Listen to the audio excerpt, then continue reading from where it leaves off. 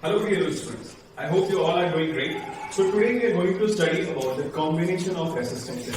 Okay, so in this lecture we are going to study first what is series combination, what is parallel combination. Basically होता क्या है, combination of resistance में आप दो तरह के resistance दो तरह के combination देखोगे. पहला कॉम्बिनेशन क्या होगा, सीरीज कॉम्बिनेशन. दूसरा कॉम्बिनेशन पैरेलल कॉम्बिनेशन. ठीक है, तो पहले मैं आपको ये बताऊंगा कि सीरीज को पहचानेंगे कैसे, क्योंकि बच्चों के सामने सबसे बड़ी प्रॉब्लम ये होती है कि वो पहचान नहीं पाते हैं कि कौन सा सीरीज है कौन सा पैरेलल है. ठीक है, क्योंकि आपको फिर फर्दर क्वेश्चंस में पूछा जाएगा कि फाइंड द इक्विवेलेंट रेजिस्टेंस, इसका इक्विवेलेंट रेजिस्टेंस कैसे निकालेंगे. ठीक है, तो उसमें सबसे अहम भूमिका निभाई जाती है कि आपको पहचानना पड़ेगा कि कौन सा सीरीज में है कौन सा पैरेलल में. ठीक है, तो आइए सबसे पहले हम जानेंगे कॉम्बिनेशन ऑफ रेजिस्टेंसेस. ठीक है, तो कॉम्बिनेशन ऑफ रेजिस्टेंस ये दो तरह के होते हैं. पहला हो गया हमारा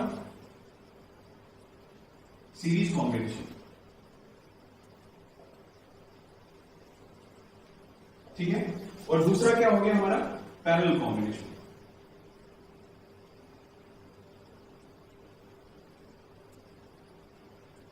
पैरेलल कॉम्बिनेशन. ठीक है, तो सबसे पहले हम ये देखेंगे कि सीरीज कॉम्बिनेशन में होता क्या है, मतलब कि रेसिस्टर्स जो है वो किस तरह से हमारा अरेंज रहते हैं. ठीक है, सीरीज कॉम्बिनेशन हम अभी केसेस देख रहे हैं.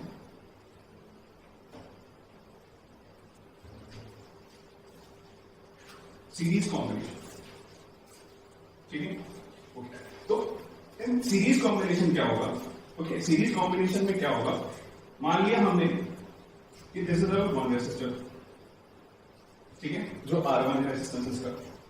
दूसरा क्या है, R2 रेसिस्टर है. ठीक है, जिसके ये रेसिस्टर है जिसके रेसिस्टेंस R2. ठीक है, तो सीरीज में क्या होगा, ये एंड और ये एंड आपस में कनेक्टेड होंगे. ठीक है, तो कहने का मतलब ये है कि ये रेसिस्टर आपको कुछ इस तरह से कनेक्टेड दिखेंगे. ठीक है, ये रेसिस्टर हो गया R1, इसकी रेसिस्टेंस हो गई R2. ठीक है, या ये पॉइंट यहां ए हो जाएगा, यहां हमने बी मान लिया. ठीक है, तो सब पहचानेंगे कैसे कि यहां पे एक टर्मिनल इस रेसिस्टर का और दूसरा टर्मिनल इस रेसिस्टर का यहां पे कनेक्टेड होगा.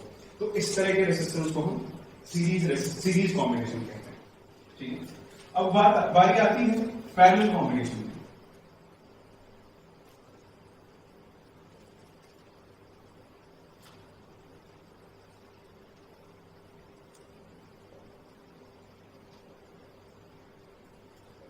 पैरेलल कॉम्बिनेशन में क्या होता है, हमने मान लिया ये रेसिस्टर है हमारा जिसकी रेजिस्टेंस R1 दे रखी है, ये एक रेसिस्टर है जिसकी रेजिस्टेंस R2 दे रखी है, R2 ओम. बेसिकली ये रेजिस्टेंस की जो SI यूनिट है वो ओम होती है. ठीक है, तो बेसिकली ये R1 रेजिस्टेंस है इसकी R1 ओम, इसकी R2 ओम. ठीक है, तो पैरेलल कॉम्बिनेशन में क्या होगा, इस रेसिस्टर का भी दो टर्मिनल है, एक ए टर्मिनल एक ए टर्मिनल, इस रेसिस्टर का एक टर्मिनल.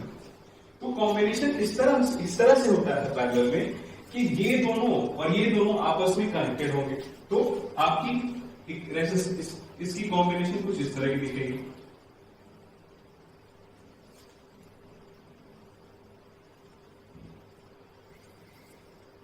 इसको हमने ए मान लिया, इसको बी मान लिया. ये R1 रेसिस्टेंस हो गई, ये R2. ठीक है, तो पैरेलल में अंतर क्या हो गया कि ये दोनों टर्मिनल, इसका एक टर्मिनल ये टर्मिनल आपस में कनेक्टेड होगा, इसका ये टर्मिनल और ये टर्मिनल आपस में कनेक्टेड होगा, कुछ इस तरह से. तो सबसे पहले आप डिफरेंस देखो, क्योंकि जब तक आप डिफरेंस नहीं देखोगे फिर भी तब तक पहचानने में दिक्कत होगी कि कौन सा सीरीज है कौन सा पैरेलल में. ठीक है बच्चों, तो अब हम आगे बढ़ेंगे कि सीरीज में क्या वैरी करता है, पैरेलल में क्या वैरी करता है, मीन्स रेसिस्टेंस करंट वेरी करता है या फिर वोल्टेज वेरी करता है. ठीक, तो जैसा कि मैंने आपको बताया कि सीरीज कॉम्बिनेशन में और पैरेलल कॉम्बिनेशन में कुछ चीजें होती हैं जो वेरी करती हैं. एक पहली चीज हो गई हमारी करंट, दूसरी चीज हो गई हमारी वोल्टेज. ठीक है, क्योंकि रेसिस्टर तो हमारा कांस्टेंट वैल्यू होता है, या तो आपको इसमें तो सर्किट में दे दिया गया रहेगा कि ये 1 ओम है ये 2 ओम है, तो वो चेंज नहीं होगा. चेंज क्या होगा, करंट चेंज होगा या फिर वोल्टेज चेंज होगा. तो अभी हम देखेंगे कि ये चीजें चेंज कैसे होती है, कैसे वेरी करती है. ठीक है बच्चों, तो जैसे कि हमने देखा ये सीरीज कॉम्बिनेशन. तो सीरीज कॉम्बिनेशन में जैसा मैंने आपको बताया था कि कुछ कनेक्शन इस तरह से होगा, ठीक है, एक रेसिस्टर का एक टर्मिनल एक दूसरे रेसिस्टर के एक टर्मिनल से कनेक्टेड होगा, ठीक है। तो सीरीज कॉम्बिनेशन में क्या होता है कि जो हमारा करंट होता है वो हर जगह सेम होगा, यहां भी आई होगा, यहां भी आई होगा, ठीक है बच्चों, ठीक है। तो हमने ओम्स लॉ में पढ़ा था V इज इक्वल टू आई, ठीक है। तो जहां पे V क्या होता था हमारा पोटेंशियल होता था, ठीक है, पोटेंशियल डिफरेंस वोल्टेज, ठीक है, I हमारा करंट था और R हमारा रेसिस्टेंस था, ठीक है। तो अब हम देखेंगे जैसे कि यहाँ पे करंट ज्यादा है, करंट सेम है जैसा कि मैंने आपको बताया, ठीक है। तो जाहिर सी बात है उनके बीच का पोटेंशियल जो होगा वो चेंज होगा। वो चेंज क्यों होगा? क्योंकि हमारा करंट तो सेम है बट हमारा डिफरेंट क्या है, रेसिस्टर डिफरेंट है। यहाँ पे R1 रेसिस्टेंस, इसकी रेसिस्टेंस R1 होगी, इसकी यहाँ इसकी रेसिस्टेंस R2 है, तो यहाँ पे पोटेंशियल डिफरेंस कुछ और होगा, ठीक है। तो हमने मान लिया कि इस दरमियान पोटेंशियल डिफरेंस V1 हुई और इसके बीच में पोटेंशियल डिफरेंस V2 हुई, ठीक है। अगर हम इसी को सिंप्लीफाइड करें, अगर इसी को हम सिंप्लीफाइड करें तो हम इसको कुछ इस तरह से लिख सकते हैं, यहां पॉइंट ए, यहां पॉइंट बी, ठीक है। ए आर इक्विवेलेंट हमने लिख लिया। बेसिकली आर इक्विवेलेंट यहां पे हमने इसलिए लिखा है क्योंकि हम इससे ये कंपेयर करेंगे कि इसका रेसिस्टर में जो हम आर इक्विवेलेंट निकालते हैं वो कैसे फॉर्मूला डिराइव कैसे होती है वो बात, ठीक है। तो हमने यहां पे ये जाना, तो V A minus VB is equal to क्या हो जाएगा, आई इंटू आर इक्विवेलेंट। ये इक्वेशन फर्स्ट होगी हमारी। अब दूसरी इक्वेशन क्या होगी यहां पे, दूसरी इक्वेशन ये होगी, ये सर्किट जो है ये चीज इसी यहीं पे मैंने इसको थोड़ा सा ब्रीफ करके लिखा है, ठीक है। तो यहां पे इसको यहां पे तो V पोटेंशियल जो होगा VAB हम इसको क्या लिखेंगे, V1 प्लस V2 लिखेंगे, ठीक है बच्चों। तो V क्या होता है, V1 क्या था हमारा यहाँ पे I into R1 plus I into R2 और ये VAB, आप इसको यहां VAB लिख लो, VAB, ठीक है बच्चों। हम इक्वेशन, अब देखो हम इक्वेट करेंगे क्योंकि ये चीज तो हमारा सेम है, ये यहां भी ये है, यहां भी यही है, ठीक है। तो यहां पे लिखेंगे equating equation 1 and 2, I into R equivalent is equal to I into R1 plus I into R2।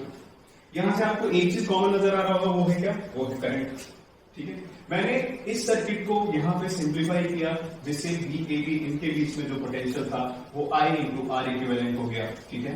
और यहां जो था इसके बीच का पोटेंशियल V1, ठीक है, तो इसके बीच का पोटेंशियल I इंटू R1, इसके बीच का potential I into R2, because current same, ठीक है बच्चों। तो यहां पे I इंटू आर इक्विवेलेंट, अब I को कॉमन ले लेंगे, R1 प्लस R2, I से कैंसिल हो जाएगा, तो R इक्विवेलेंट क्या हो गया हमारा, R1 प्लस R2, ठीक है बच्चों। अब इसके बीच में हम कुछ क्वेश्चंस करेंगे कि एक सर्किट दे दिया जाएगा, फिर आपको ये बताना होगा कि इसका इक्विवेलेंट रेजिस्टेंस क्या है। हमने पहले पढ़ा था सीरीज कॉम्बिनेशन में, ठीक है, कि सीरीज कॉम्बिनेशन में हमारा सेम क्या होता है, सेम हमारा करंट होता है, डिफर क्या करता है, वोल्टेज करता है। वोल्टेज डिफर क्यों करता है, क्योंकि हमने पढ़ा है ओम्स लॉ। ओम्स लॉ क्या होता है, V is equal to I। हमारा करंट तो सेम होता है सीरीज कॉम्बिनेशन में, बट रेजिस्टेंस वैरी करने के कारण हमारा जो पोटेंशियल होता है वो वैरी करता है, ठीक है। तो अब हम ये पढ़ेंगे पैरेलल कॉम्बिनेशन में क्या चीज कैसे वैरी करती है, ठीक है बच्चों। तो हमने मान लिया ये हमारा पैरेलल कॉम्बिनेशन है, ठीक है। पहचान मैंने आपको क्या बताई थी कि हर रेसिस्टर एक दूसरे के टर्मिनल से कनेक्टेड होंगे, मतलब इस रेसिस्टर का ये टर्मिनल यहाँ पे कनेक्टेड, इसका टर्मिनल यहाँ पे कनेक्टेड, ठीक है, ठीक। तो इसमें हमने मान लिया I करंट फ्लो हो रहा है, ठीक है। इसकी रेसिस्टेंस हमने R1 मान ली, इसकी रेसिस्टेंस R2 मान ली, इसकी रेसिस्टेंस R3 मान ली। तो पैरेलल कॉम्बिनेशन में क्या होता है, हमारा करंट स्प्लिट करता है, ठीक है।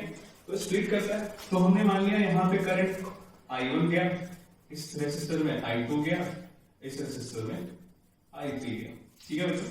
तो अगर हम इस सर्किट को सिंप्लीफाई करें, ठीक है, तो हम इसको ऐसा लिख सकते हैं, अगर यहाँ पे हमने पॉइंट का नाम दे दिया A और इसका नाम दे दिया B, ठीक है। तो ये हमारा A V क्या हो जाएगा, इसको हम R इक्विवेलेंट लिख लेंगे और यहाँ पे I करंट, क्योंकि हमने स्टार्टिंग में तो I ही भेजा है, ठीक है, स्टार्टिंग में हमने I भेजा था, ठीक है। तो यहां से VAB क्या आ जाएगा आपका, I इंटू R इक्विवेलेंट आ जाएगा, ठीक है बच्चों। अब आप एक चीज यहां देख रहे होंगे कि अगर मान लो ये चीजें ऐसे कुछ इस तरह से कनेक्टेड होती किसी एक सोर्स से, ठीक है, किसी एक सोर्स से कनेक्टेड, हमने मान लिया ए वी था पोटेंशियल इसका, ठीक है। तो पैरेलल कॉम्बिनेशन में क्या होता है, हमारा हर रेसिस्टर में पोटेंशियल डिफरेंस सेम होता है। ये चीजें ध्यान रखिए आप, ये चीज यहां से जाहिर सी बात है यहां से दिख रही है, क्योंकि हमारा हर रेसिस्टर सोर्स के टर्मिनल से कनेक्टेड है, ठीक है। तो इसके बीच भी वोल्टेज आ गई V, इसके भी बीच वोल्टेज आ जाएगी V, और इसके बीच भी वोल्टेज आ जाएगी V, ठीक है। तो हमने ओम्स लॉ पढ़ा है, ओम्स लॉ क्या कहता है हमारा, V is equal to IR, ठीक है। तो जो चीज सेम होगी हम उसको उस तरह से लिखेंगे, ठीक है। जैसा कि हमने हमारा ये भी डिफरेंट है, ये भी डिफरेंट है, बट हमारा इसमें पैरेलल कॉम्बिनेशन में सेम क्या है, हमारा सेम वोल्टेज है, ठीक है। तो V upon R1 is equal to I1, ठीक है बच्चों, यहां तक किसी को कोई दिक्कत, ठीक। तो यहां से अगर हम VAB हमारा VAB, अगर VAB इसको कुछ इस तरह से लिख लें आप, VAB ये V है, ठीक है। तो V is equal to I into R equivalent, ठीक है बच्चों। तो I upon R equivalent is equal to I हो गई, ठीक है बच्चों, ठीक। अब यहां से ये देखेंगे हम, हमारा जो I है ये यही I तो स्प्लिट हो रहा है ना, तो I is equal to I1 plus I2 plus I3 लिख सकते हैं बच्चों, ठीक है। तो I हमारा क्या है, V अपॉन यहां से V upon R equivalent is equal to V upon R1 plus V upon R2 plus V upon R3। अब यहां कुछ चीजें आपको कॉमन दिखाई दे रही होंगी, कॉमन क्या है हमारा, V कॉमन है, ठीक है। तो V upon R equivalent is equal to, V हमने कॉमन आउट ले लिया, तो हमारे पास बच के गया 1 by R1 plus 1 by R2 plus 1 by R3, okay बच्चों। V से V कैंसिल हो गया, तो इससे हमें रिजल्ट क्या मिल गया, हमें रिजल्ट मिल गया क्या बच्चों, R equivalent 1 upon R equivalent is equal to 1 upon R1 plus 1 upon R2, ठीक है। तो आपको चीजें क्या ध्यान रखनी है, सीरीज और पैरेलल में आपको दो चीजें ध्यान रखनी है, ठीक है। मैं यहां पे आपको डिफरेंशिएट करके दिखा रहा हूं, ठीक है बच्चों। अगर ये सीरीज कॉम्बिनेशन है और ये पैरेलल कॉम्बिनेशन, बच्चों डिफरेंस जानना बहुत जरूरी है। जब तक आप डिफरेंस नहीं जान पाओगे तो फिर आपको सर्किट सॉल्व करने में बहुत कठिनाई होने वाली है, ठीक है। तो सीरीज कॉम्बिनेशन में क्या होगा, हमारा करंट सेम होगा, ठीक है, पोटेंशियल डिफरेंट होगा, ठीक है। पैरेलल में क्या हो जाएगा, पैरेलल में क्या होगा हमारा, I क्या, I तो डिफरेंट होगा ना, I तो हर ब्रांच में अलग अलग जा रहा है, करंट तो अलग अलग जा रहा है, किसी ब्रांच में I1 जा रहा है, किसी ब्रांच में I2 जा रहा है, किसी ब्रांच में I3 जा रहा है। बेसिकली ये डिपेंड करेगा, रेसिस्टर के ऊपर डिपेंड करेगा कि किस ब्रांच में कितना करंट जाना है, ठीक है। अगर रेसिस्टेंस ज्यादा होगा तो उसमें करंट कम जाएगा। कम क्यों जाएगा, कि रेसिस्टर क्या होता है, which opposes the flow of current, ठीक है बच्चों। तो यहाँ पे पोटेंशियल जो होगा वो हमारा सेम होगा, ठीक है बच्चों। तो अब देखेंगे हम कि बेसिकली मैं क्वेश्चंस आपसे पूछूंगा, ठीक है, मतलब आपको एक्सप्लेन करूंगा कि इसमें कहां पे सीरीज है कहां पे पैरेलल है। तो जैसे ही देख रहे हैं, ठीक है, तो आपको रेजिस्टेंस किसके बीच निकालनी है, A और D के बीच निकालनी है। तो इसको हम कैसे निकालेंगे, इसको कैसे करेंगे, आपको एक बहुत ही इजी सा ट्रिक बताऊंगा जिससे आप इस क्वेश्चन को दो लाइन में, 2 या 4 लाइन में आप आसानी से कर लोगे, ठीक है। अब ये हर साइड का रेजिस्टेंस 1 ओम का R ओम है, ठीक है, R ओम है, इसकी भी रेजिस्टेंस R है, इसकी भी रेजिस्टेंस R है, ठीक है। हर जितने भी साइड्स हैं सबके रेजिस्टेंस R ओम है, ठीक है। तो हम इस क्वेश्चन को क्या करेंगे, एक हम क्या करेंगे, ठीक है। सर्किट का ये एक फंडा होता है कि जितना करंट जाएगा उतना ही करंट बाहर आएगा, ठीक है। तो हम उतना ही जितना करंट भेजेंगे उतना करंट हमें मिलना चाहिए, ठीक है। तो मान लिया हमने कि यहाँ पे 6i हमने रखा, ठीक है, 6i हमने A पॉइंट से एंटर करा, हमने रेसिस्टेंस किसके बीच निकाली है बच्चों? हमें रेसिस्टेंस निकालनी है आर ए डी के बीच में, इस डी इस पॉइंट के बीच में, ठीक है बच्चों। तो यहां से अगर हम 6i भेज रहे हैं तो यहां भी हमें 6i मिलना चाहिए, ठीक है। ये रूल होता है कि जितना करंट आप भेजोगे उतना ही करंट बाहर आएगा, ठीक है। तो यहां पे क्या है, 6i है, तो यहां क्या, अब रेसिस्टेंस जब इक्वल होता है तो करंट हमारा इक्वली स्प्लिट होता है, ठीक है। तो यहां पे 2i आ गया, इस ब्रांच में भी 2i जाएगा, इस ब्रांच में भी 2i जाएगा, ठीक है। अब ये भी रेसिस्टेंस सेम है, सारे रेसिस्टेंस सेम है, सारे रेसिस्टेंस की रेसिस्टेंस सेम है, ठीक है। तो यहां तक अगर 2i आया तो यहां पे तो स्प्लिट हो रहा है ना, तो पैरेलल है, तो करंट क्या होगा, इक्वली स्प्लिट होगा। तो यहां पे i1 हो गया, इस ब्रांच में इसमें i चला गया और इसमें i चला गया, ठीक है। अब यहां देखो, ये तो आगे बढ़ता ही चला जाएगा ना। अब इस पॉइंट की बात करते हैं, ठीक है। अब यहां देखो, ये भी तो स्प्लिट होगा, ये i आया, यहां i आया, ठीक है। तो ये जो जंक्शन है, ठीक है, यहां पे करंट मिल रहे हैं, यहां पे कितने करंट आगे बढ़ेंगे, ये प्लस ये i प्लस i कितना हो गया, 2i हो गया, ठीक है बच्चों। अब देखो, ये यहां से 2i गया तो यहां भी i होगा और इधर भी i होगा, ठीक है बच्चों। तो यहां पे क्या, यहां पे कितना करंट मिल जाएगा, 2i मिल जाएगा, और यहां पे करंट हमारा 2i मिल गया, ठीक है। तो 2 प्लस 2 कितने हो गए, 6 हो गए। तो हमने जितना करंट ए पॉइंट पे भेजा था उतना ही करंट हमने डी पॉइंट पे हमें मिल गया, इट मींस कि हम सही चल रहे हैं, जितना करंट हमने भेजा उतना करंट हमें मिल गया, ठीक है बच्चों। तो अब इसको कैसे करेंगे कैलकुलेट, अगर मान लो ए से डी के बीच में हमने इसकी सिंप्लीफाइड सर्किट हमने ये ड्रॉ कर ली, हमने इसको ले लिया ए पॉइंट, इसको ले लिया डी पॉइंट, ठीक है, और इसको यहां पे हमने आर इक्विवेलेंट ले लिया। हमने करंट कितनी फ्लो कराई थी, 6i फ्लो कराई थी। तो V A से AB क्या हो जाएगा, R इक्विवेलेंट इंटू 6i हो जाएगा। हम इसको इक्वेशन नंबर 1 मान लेते हैं, इसको हम इक्वेशन नंबर 1 मान लेंगे, ठीक है। अब देखो, हमें निकालना किसके बीच है, A और D के बीच में है। हम एक पाथ ले लेंगे, ये वाला पाथ लिया, ये पाथ लिया और ये वाला पाथ लेंगे, ठीक है। तो यहां पे हम लिखेंगे taking path A B C D, ठीक है। अब देखो, VA से BD क्या हो, VA से BD क्या हो जाएगा, 2i into R, V is equal to IR, 2i into R plus यहां पे कितना करंट गया, यहां पे I करंट गया, लेकिन इसकी रेसिस्टेंस कितनी थी, R थी, तो ये IR हो गया। यहां पे कितनी करंट आई, यहां पे 2i मिली हमें, ठीक है बच्चों, 2i, और रेजिस्टेंस कितनी थी, R थी, ठीक है। तो VAB कितनी आ गई हमारी, 5i R आ गई, ठीक है। हम इसको इक्वेशन 2 मान लेंगे, हम इसको इक्वेशन 2 मान लेंगे, ठीक है बच्चों। अब ये और ये हमारा सेम है, ये बेसिकली D है, ठीक है। तो इसको हम इक्वेट कर सकते हैं, इक्वेटिंग इक्वेशन 1 and 2, ठीक है बच्चों। 6i into R equivalent is equal to 5i into R, ठीक है। i तो हमारा सेम है तो i कैंसिल हो जाएगा, ठीक है। तो R equivalent is equal to क्या आ गया, 5 इक्विवेलेंट 5r/6 आ गया।